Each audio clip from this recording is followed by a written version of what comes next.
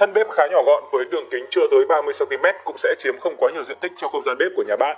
Ngoài ra thì với khối lượng chỉ là 2 cân, bếp từ Ziguzu sẽ là một sự lựa chọn linh hoạt để bạn đem theo sử dụng ở trong những buổi cắm trại hay là buổi tiệc ngoài trời.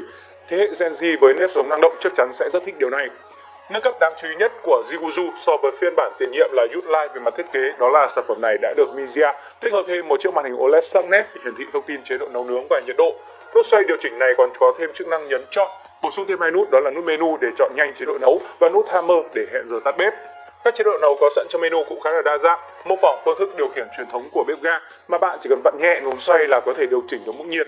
Tuy nhiên đã có sự nâng cấp mạnh mẽ hơn so với thế hệ trước khi mà nay chúng ta đã có tới 99 mức độ nhiệt để điều chỉnh.